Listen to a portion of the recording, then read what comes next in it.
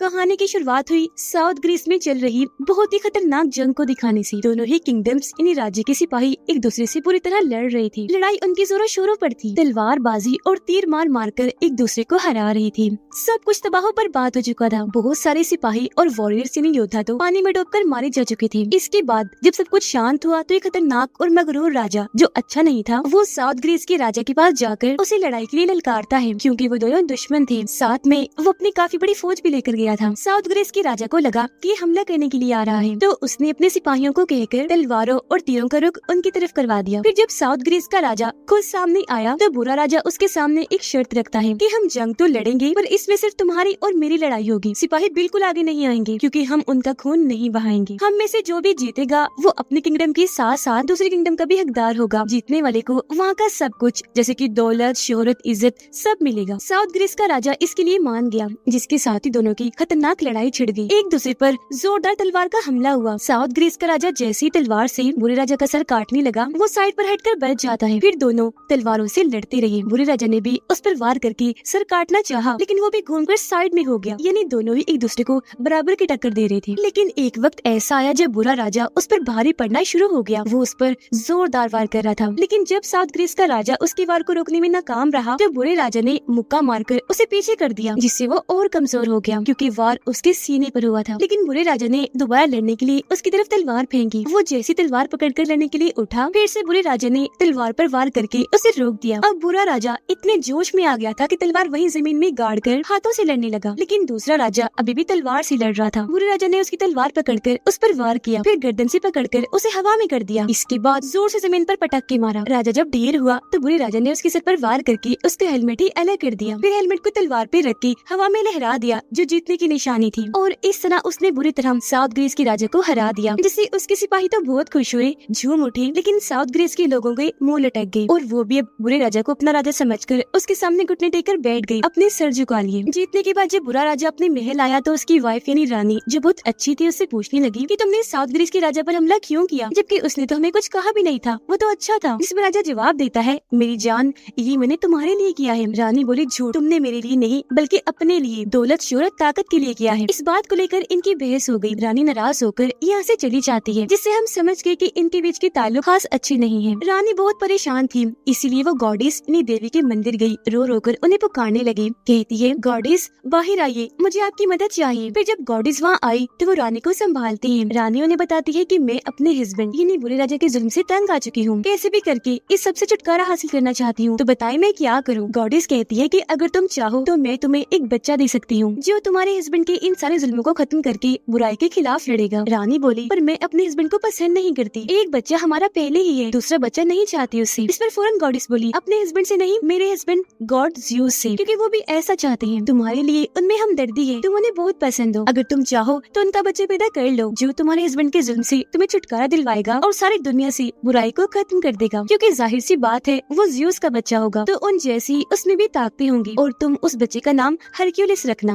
अब रानी को कैसे भी करके जुल्म से आजाद होना था, इसीलिए वो मान गई। रात को जब वो सो रही थी तो ज़्यूस वहाँ उसके पास आए, लेकिन वो दिख नहीं रही थी, क्योंकि ना नजर आने वाली ताकत बनकर आई थी, जिन्हें रानी महसूस कर लेती है कि यहाँ ज़्यूस है। तभी यहाँ बुरा राजा भी आ गया। वो रानी को इस हालत में देखकर इस ना नजर आने वाली ताकत को महसूस कर लेता है। उसे बहुत गुस्सा आया। चादर हटाकर हर तरफ वो ढूंढने की कोशिश करता है, पर उसे कुछ नहीं मिलता। वो तलवार हर तरफ मारता है कि अगर कोई ताकत होगी तो तलवार से कटने से मारी जाएगी, पर कुछ नहीं होता। उसे इतना गुस्सा आया कि वो रानी को गले से पकड़कर कहता है, बताओ कौन था वो जो तुम्हारे साथ था। पर रानी कुछ नहीं बताती, बस रोती रहती है। गुस्से में बुरा राजा बाहर आकर अपने लोगों के सामने जोर जोर से चिल्लाने लगा कि तभी आसमान से आग नीचे आकर गिरती है, जिसके साथ ही बारिश होने लगी, जिस वजह से बुरे राजा को लगने लगा कि ये काम ज़्यूस का हो सकता है। तो आग बगोला होकर वो आसमान की तरफ देखकर जोर जोर से चीखने लगा। ऐसे ही 9 महीने गुजर गए। रानी का बेटा पैदा हो गया, लेकिन राजा उससे नफरत करता था। उसे बहुत गुस्सा था, क्योंकि वो जानता था कि ये मेरा बच्चा नहीं है बल्कि किसी और का है। लेकिन फिर भी वो रानी के पास जाकर कहता है कि क्योंकि तुम मेरी वाइफ हो और ये तुम्हारा बच्चा है, इसीलिए मैं इसका नाम अल्साइडस रख रहा हूँ। लेकिन याद रखना, ये हमारे बड़े बेटे की जगह कभी नहीं ले सकता, क्योंकि वो मेरा बेटा है, मेरा खून है, और वही अगला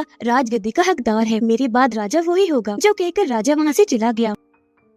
रानी यहाँ अपने बेटे की तरफ देखकर कहती है, मेरे बेटे का नाम अल्साइडस नहीं बल्कि हरक्यूलिस है, यानी वही नाम जो गॉडेस ने उसे रखने को कहा था। फिर अब ऐसे ही 20 साल गुजर गए, जहाँ हरक्यूलिस यानी अल्साइडस बड़ा हो चुका था, जो इस वक्त प्रिंसेस यानी राजकुमारी के साथ होता है। दोनों एक साथ काफी अच्छा वक्त गुजारते हैं और बहुत खुश थे क्योंकि एक दूसरे को पसंद करते थे। तभी यहाँ किंग का बेटा यानी अल्साइडस का भाई अपने सिपाहियों के साथ आ गया। अब हालांकि वो भी प्रिंसेस को पसंद करता है पर उसे कभी बताता नहीं, क्योंकि वो जानता था कि मेरा भाई अल्साइडस उसे और वो अल्साइडस को चाहती है। वो प्रिंसेस को अपने सिपाहियों के साथ भेजकर अल्साइडस को कहता है कि आज क्यों ना हम सारा दिन शिकार पर रहे, जिसके लिए वो मान गया। ये शिकार पर निकल गई, यानी रात हो जाती है और अब ये दोनों अकेले थे कि तभी एक तरफ देखकर अलर्ट हो जाते हैं, क्योंकि वहाँ शेर था जो उनकी तरफ देखकर दहाड़ रहा था, हमला करने के लिए बिल्कुल तैयार था। पर उसे देखकर अल्साइडस नहीं डरता। वो अपना रॉड लेकर धीरे धीरे आगे बढ़ा उसका काम तमाम करने के लिए। शेर दहाड़ता हुआ आगे बढ़ा, वो अल्साइडस पर झपटने ही वाला था कि तभी रोड से उसे मारकर अल्साइडस ने पीछे कर दिया। वो इतना बहादुर था कि शेर की पीठ पर भी चढ़कर उसे गिराने की कोशिश करता है, लेकिन शेर ने जैसे खुद को छुड़वाया अल्साइडस ही नीचे गिर गया। शेर उसे खाने के लिए जैसे आगे बढ़ा, अल्साइडस ने उसके मुंह में रॉड डालकर उसे रोक कर रखा, लेकिन जाहिर है शेर इतना ताकतवर था कि वो रॉड ही टूट गया। इससे पहले कि शेर अल्साइडस को निगल जाता, वो ही शेर को गले से मजबूती से पकड़ लेता है, उसे दबोच के रखता है। शेर खुद को आजाद करवाने की भी बहुत कोशिश कर रहा था, लेकिन अल्साइडस की ताकतों के आगे वो टिक नहीं पाया। उसका दम घुट गया, गले की हड्डी टूटने से वो वहीं मरकर ढेर हो जाता है। अब बहादुरी के लिए ये शेर की खाल निकालकर अपने पास रख लेते हैं। फिर जब महल वापस आए तो अल्साइडस का भाई खुद सबकी नजर में बहादुर बनने और सारा क्रेडिट खुद लेने के लिए शेर को मारने की झूठ मूठ कहानी सुनाने लगता है, जो बताकर वो शेर की खाल सबको दिखा रहा था कि इसे मैंने कैसे मारा। यहाँ अल्साइडस सच नहीं बताता बल्कि अपने भाई की हाँ में हाँ मिलाता है कि इसने ही शेर को मारा है, क्योंकि वो अपने भाई के खिलाफ जाना नहीं चाहता था। लेकिन यहाँ रानी और प्रिंसेस जो ये जानती थी कि अल्साइडस बहादुर है जबकि उसका भाई डरपोक, उन्हें ये बात मशकूक लगती है। इसी वजह से वो काफी हैरान थी। लेकिन बुरा राजा अपने बेटे की इस बहादुरी की वजह से बहुत खुश हो जाता है और वो उसकी और रानी की शादी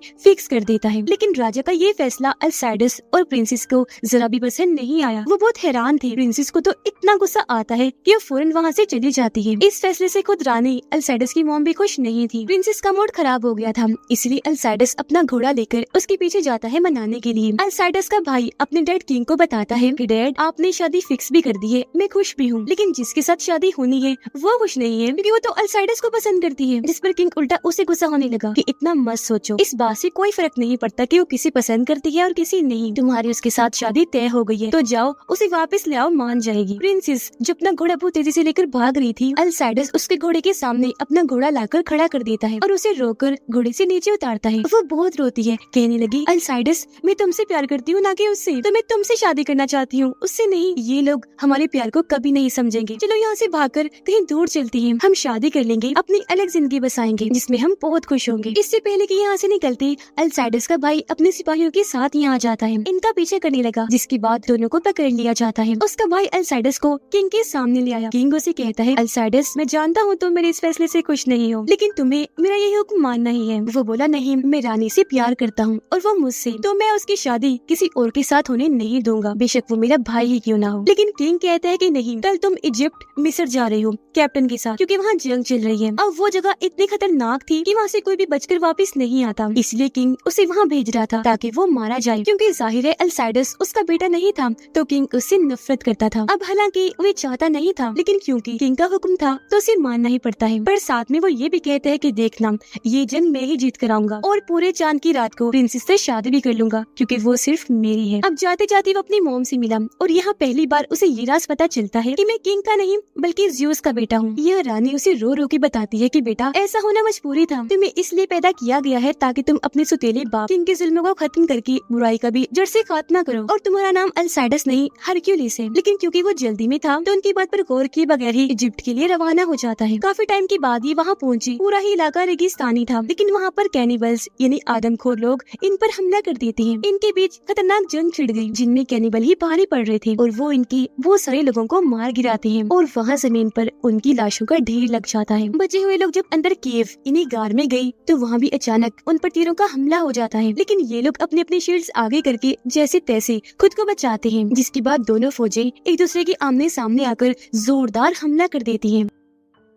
अपने अपने रॉड से और तलवारों से ये एक दूसरे को मार गिरा रही थी। इसमें अल्साइडस की फौज कमजोर पड़ती नजर आ रही थी। देखते ही देखते उनके सभी सिपाही मारे गए सिवाय अल्साइडस और उसके खास आदमी की। वो बड़ी बहादुरी से बाकी फौज से लड़कर उनका मुकाबला करते हैं। अब दूसरी फौज का एक लीडर भी था जो अपने एक आदमी से पूछता है कि इन सब में अल्साइडस कौन था, यह कौन है, जिंदा है कि मर गया। इस पर वो आदमी बताता है कि अल्साइडस तो मर गया। जो सुनकर लीडर नकली अल्साइडस का हेलमेट लेकर किंग इन्हीं अल्साइडस के डैड को बेचता है कि देखो हमने वादा पूरा कर दिया अल्साइडस को मार कर, जिसका मतलब कि ये सारी चाल किंग की थी उसे मरवाने के लिए। अब लीडर दोनों को कहता है कि मैं जानता हूँ तुम बहुत अच्छे वॉरियर्स योद्धा हो, मैंने तुम्हें भी मारना था, अपनी बहादुरी से तुम बच गए। अब अगर तुम जीना चाहते हो तो मैं तुम्हें नई जिंदगी दे सकता हूँ, तुम्हें छोड़कर तुम्हें हमारा गुलाम बन के रहना होगा। मगर मैं ये भी जानता हूँ कि तुम गुलाम बनना कभी पसंद नहीं करोगे, उससे बेहतर तुम वॉरियर के ऐसे से मरना पसंद करोगे। तो लो मैं तुम्हें मारने लगा हूँ। अब इससे पहले वो अल्साइडस के साथी को मारता, अल्साइडस उसे रोककर कहता है कि रुक जाओ, हम जीना चाहते हैं लेकिन तुम्हारे गुलाम बन के नहीं, तुम ऐसा करो हमें बेच दो, हमें भी नई जिंदगी मिल जाएगी और तुम्हें पैसा। लीडर हैरत से पूछता है कि तुम्हारा नाम क्या है और तुम कौन हो। इस पर वो जवाब देता है कि मेरा नाम हरक्यूलिस है। लीडर गुस्से में मुक्का मारकर उसे बेहोश कर देता है। महल में अल्साइडस की मौत की खबर फैल जाती है। इस वजह से वह शोक का माहौल था। खास तौर पर रानी और प्रिंसेस के लिए वो बहुत रोती है लेकिन चाहकर भी कुछ नहीं कर सकती थी। उधर लीडर अल्साइडस और उसके साथी को बेच देता है। यहाँ उसके साथी को भी पता चल गया था कि किंग ने जानबूझकर हमें मरवाने के लिए यहाँ भेजा है, पर उसे ये बात समझ नहीं आ रही थी कि वो अपने ही बेटे अल्साइडस को मरवाना क्यों चाहेगा। इसीलिए अल्साइडस से पूछता है कि आपने कहा मैं हरक्यूलिस हूँ जबकि आपका नाम तो अल्साइडस है, तो ये किसका नाम लेकर आपने खुद को बताया। इस पर वो जवाब देता है कि मैं खुद नहीं जानता इस बारे में, ये नाम मैंने अपनी मोम रानी से सुना था। हरक्यूलिस इसलिए बता दिया ताकि मेरे डैड किंग को लगे कि मैं मर गया हूँ, फिर यहाँ से आजाद होकर मैं वापस महल जाऊंगा और प्रिंसेस जो मेरी मोहब्बत है उससे शादी कर लूंगा। वो साथी कहता है जनाब ये काम जितना कहने में आसान है उतना ही मुश्किल है, क्योंकि आपने तो सिर्फ महल की दुनिया देखी है जबकि मैं बाहर की खतरनाक दुनिया से वाकिफ हूँ। हम यहाँ से निकलकर वापस कभी नहीं जा सकते। जिस पर वो उसे हौसला देता है कि घबराओ नहीं, बस मुझ पर भरोसा रखो, हम महल लाजमी जाएंगे। अब क्योंकि दोनों गुलाम थे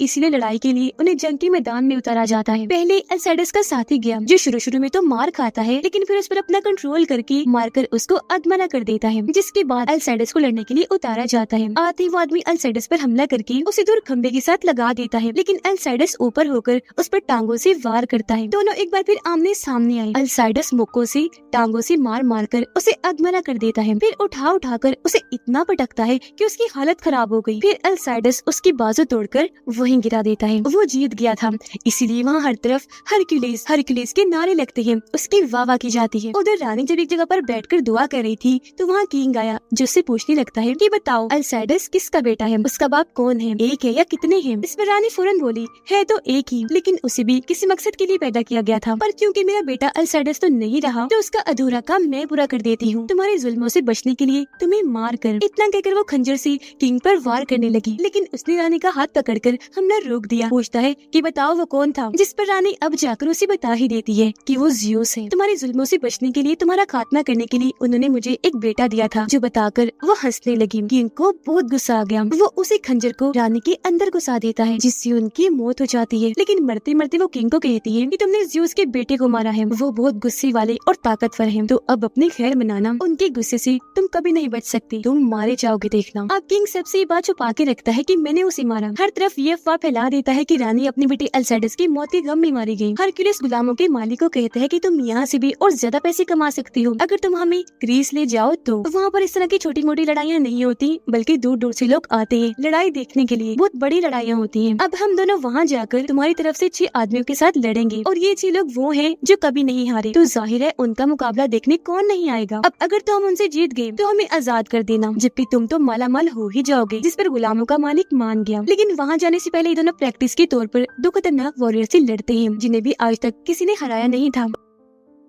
पर क्योंकि हरक्यूलिस और उसका साथी भी बेहतरीन वॉरियर्स थे, किसी से कम नहीं थे, तो ये भी उनका डटकर मुकाबला करते हैं। यहाँ उनकी खतरनाक लड़ाई छिड़ गई। पहले अल्साइडस लड़ने के लिए आया लेकिन वॉरियर उसे दूर फेंक देता है। उसका साथी आगे बढ़ा, अपने रॉड से उसके मुंह पर वार करता है, जबकि अल्साइडस भी तब तक उठकर उसे खूब मारा था। वो उसे 2 पहाड़ों के बीच फंसा देता है। लेकिन जब अल्साइडस ने देखा कि मेरे दोस्त की जान को खतरा है तो फौरन वहाँ जाकर अगला वार होने से पहले ही उसे बचा लेता है, जिसके बाद दोनों दोबारा से उन वॉरियर से लड़ते हुए आखिरकार उन्हें हरा देते हैं। लेकिन इस सब में हरक्यूलिस का साथी बहुत जख्मी हो गया था। उसकी हालत देखकर गुलामों का मालिक कहता है ये तो चल भी नहीं सकता, वहाँ लड़ाई क्या करेगा। इस पर हरक्यूलिस का कहना था कि फिक्र ही ना करो, मैं अकेला ही उनसे लड़ूंगा, जिसके लिए मालिक मान गया। जिसके बाद ये लोग हरक्यूलिस के साथ ग्रीस आ जाते हैं। यह उनकी किंगडम का खास आदमी कैप्टन भी था। उसे चुपके से पकड़कर हरक्यूलिस अपने और अपने दोस्त के बारे में बता देता है कि हम जिंदा हैं, जो सुनकर कैप्टन बहुत खुश हो गया। जिसके बाद हरक्यूलिस को जंग के मैदान में उतारा जाता है उन 6 लोगों से लड़ने के लिए, जहाँ वो बड़े आराम से एक हीरो की तरह एंट्री लेता है। फिर दौड़कर उनकी तरफ बढ़ने लगा। हालांकि वो तलवार और रॉड से उसका रास्ता रोकने की कोशिश करने लगी, लेकिन पहले वो एक पर तलवार से वार करके उसे दूर मारता है, फिर उछलकर दूसरे पर बैठकर उसके सीने में तलवार घुसा देता है। एक जैसे उसे रोकने आया, हरक्यूलिस ने उसे पकड़कर हवा में लहराकर जोर से जमीन पर पटक कर मारा। गिरते गिरते वो आदमी दोनों साथियों पर जाके लगा, जिससे वो भी गिर जाते हैं। अब दोनों ने मिलकर एक साथ फिर से उस पर हमला करना चाहा, लेकिन हरक्यूलिस अपने शील्ड और तलवार से बचते हुए एक के अंदर अपनी तलवार घुसाकर उसे मार देता है। फिर आखिरकार बचे दोनों को भी वो मार गिराता है, एक को हवा में उठाकर जबकि दूसरे पर अपने शील्ड से हमला करके। और इस तरह से उसने अकेले ही इन 6 पर भारी पड़ के इस जंग को जीत लिया। जीत की खुशी में अपना रॉड वो हवा में लहरा देता है। लड़ाई खत्म होने के बाद कैप्टन और हरक्यूलिस के साथी उससे मिलने आए। कैप्टन उसे बताता है कि बड़े अफसोस के साथ कहना पड़ रहा है कि आपकी मोम रानी को राजा ने मार दिया है। फिर एक खंजर दिखाते हुए बताता है कि ये मैंने आपके लिए रखा था, जो आपकी मोम के सीने से निकाला है, क्योंकि वहीं पर किंग ने वार किया था। ये सुनकर हरक्यूलिस बहुत टूट गया, दुखी होकर अपनी गर्दन झुका लेता है। फिर खुद को संभालते हुए कहता है कि अब इस बारे में प्रिंसेस को मत बताना कि मैं जिंदा हूँ, वरना वो ये खबर सबको बता देगी। खुशी की वजह से बात उसके पेट में नहीं रहेगी। किंग के लोग ग्रीस के गाँव पर हमला कर देते हैं। वहाँ लोगों को उनके घरों से बाहर निकाल कर मार मार कर उनसे पैसे वसूल करते हैं। लेकिन तभी यहाँ हीरो हरक्यूलिस आ गया, जो सब सिपाहियों पर हमला करते करते उनके खूब धुलाई करता है। जो भी वार करने के लिए आगे आ रहा था वो उठा कर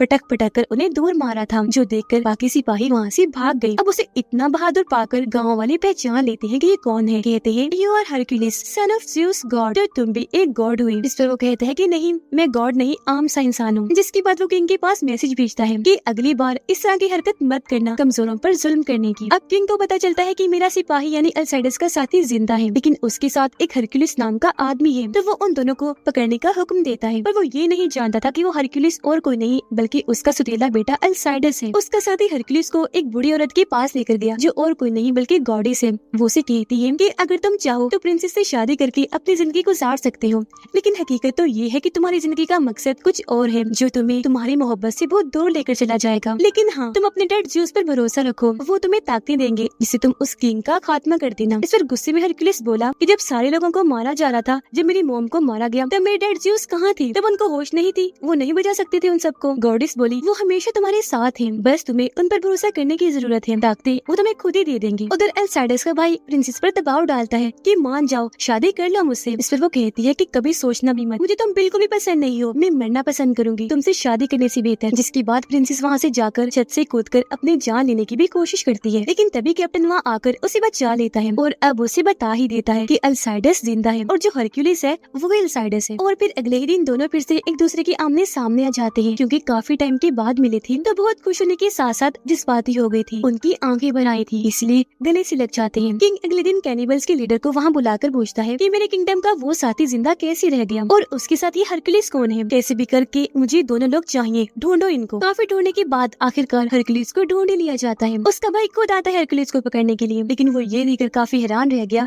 कि मेरा भाई ही हरक्यूलिस है। जिसके बाद उस पर हमला करने के बाद बंदी बनाकर उसे अपने साथ ले जाते हैं और उसे सबके सामने भारी पत्थरों से मजबूत जंजीरों के साथ बांध दिया जाता है। फिर उस पर बहुत जुल्म किए जा रहे थे, घोड़े से उसे मारा जा रहा था। अब किंग उसे घूरकर सब लोगों को बताता है कि देखो, ये ज़्यूस का बेटा है हरक्यूलिस, जो खुद बंधा हुआ है, मार खा रहा है, अपनी जान बचा नहीं सकता, तुम लोगों की खाक बचाएगा। ये कहकर वो उसे और मरवाता है। फिर कैप्टन को भी मरवा देता है, क्योंकि वो हरक्यूलिस का साथी था। और अब किंग जैसे उसकी दूसरी साथी को मरवाने वाला होता है, हरक्यूलिस आसमान की तरफ देखकर अपने डैड का नाम लेता है, ज़्यूस, मुझे आप पर भरोसा है। उसका ये कहना ही था कि हरक्यूलिस के अंदर अलग ही ताकत आ गई, जबकि बादल भी गरजने लगे। हरक्यूलिस इतना मजबूत हो गया कि जोर लगाकर वो अपनी जंजीरों को ही तोड़ लेता है, लेकिन जंजीरों के साथ 2 भारी पत्थर भी टूट गए। अब उसका ये रूप देखकर सब दंग रह गए। किंग उसे मारने का हुक्म देता है, लेकिन जो कोई भी आगे आ रहा था वो उन पर पत्थरों से हमला करता जा रहा था। बाकी लोग डरकर वहाँ से भाग गए, जिससे वहाँ अफरा तफरी मच जाती है। जंजीरों को घुमा घुमा कर वो पत्थरों से सभी सिपाहियों को मारता जा रहा था। ऐसे उसने बहुत सारे लोगों को उठा कर पटक कर मार दिया, जिसका फायदा उठाकर किंग अपने बाकी लोगों को लेकर वहाँ से भाग गया। हरक्यूलिस अपने बाकी साथियों को लेकर किंग से लड़ने के लिए निकल जाता है। और ये वही पूरे चांद की रात थी जब प्रिंसेस की शादी उसके भाई से होने वाली थी, लेकिन अभी वो इनकार कर रही थी। अब हरक्यूलिस किले के सिपाहियों के पास आया, कहता है अब तुम्हें सही और गलत का फैसला करना है, तुम्हें किंग या मुझ में से किसी एक को चुनना है। वो जालिम मतलबी किंग है, जबकि मैं अब सबका प्रोटेक्टर, ख्याल रखने वाला, सबको बचाने वाला। जिस पर अब जाहिर है वो सिपाही हरक्यूलिस का ही साथ देते हैं, उसी के लिए नारे लगाते हैं। और अब हरक्यूलिस इन सबको लेकर किंग के महल में गया। किंग और उसके बेटे को लेने के लिए चैलेंज करता है। किंग बाहर आया, कहता है कि मेरा बेटा तो प्रिंसेस तुम्हारी मोहब्बत से शादी करने के लिए गया हुआ है, तो लड़ाई के लिए सिर्फ मैं आया हूँ। जो कहकर वो छोटी सी मशाल फेंकवाकर हरक्यूलिस और उसके सिपाहियों के चारों तरफ आग लगवा देता है और फिर अपने सिपाहियों को हरक्यूलिस के सिपाहियों पर हमला करने के लिए कहता है। लेकिन हरक्यूलिस उसे रोककर कहता है स्टॉप, रुक जाओ, ये जंग तो तुम्हारी और मेरी है ना? तो बस तुम्हें और मुझे ही लड़ना चाहिए और हम में से जो भी जीतेगा वो इस किंगडम का राजा होगा और फिर सब कुछ उसे ही मिलेगा, ये महल भी, सारे सिपाही भी। इस पर किंग कहता है कि नहीं हरक्यूलिस बेटा, मैं तुमसे कैसे लड़ सकता हूँ, तुम तो मेरे बेटे हो। इस पर वो जवाब देता है कि नहीं, मैं तुम्हारा बेटा नहीं हूँ, मैं तो उसका बेटा हूँ जो पूरी दुनिया पर राज करता है, ज़्यूस का बेटा हूँ, हरक्यूलिस। जिसके साथ ही दोनों फौजी आमने सामने आकर एक दूसरे से लड़ने लगती हैं, जो देखकर हरक्यूलिस अपनी तलवार ऊपर आसमान की तरफ उठाता है, जिससे आसमान में कड़कने वाली सारी बिजली उसकी तलवार में आ गई। ये ताकत हासिल करती वो बिजली को वहाँ चारों तरफ लहरा देता है। किंग के सिपाही जैसे बिजली की लपेट में आए, सबकी मौत हो जाती है, क्योंकि ये झटके बहुत ही खतरनाक थे। और ऐसे उसने सभी सिपाहियों को मार गिराया। जिसके बाद अंदर जाकर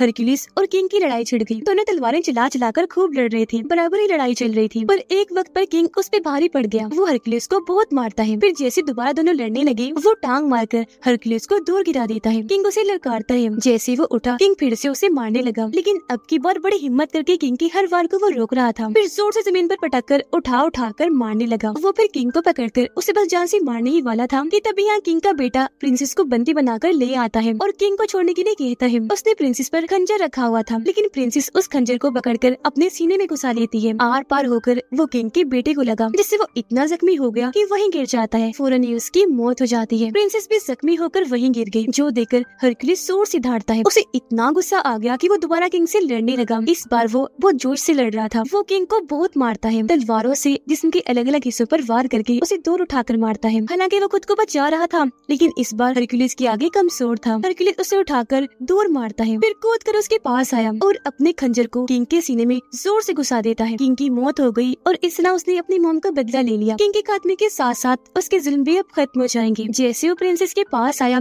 ये देखकर काफी खुश हो गया कि वो जिंदा है। जिसके कुछ अरसे के बाद उनकी शादी हो गई, जो वो चाहते थे। वो हंसी खुशी रहने लगे, जहाँ उनका क्यूट सा प्यारा सा बेटा पैदा हुआ, जो अगला प्रिंस बनेगा। उनकी फैमिली पूरी हो गई और वो बहुत खुश थे। उनकी हैप्पी सी लाइफ को दिखाते हुए इस मूवी की भी हैप्पी सी एंडिंग हो जाती है।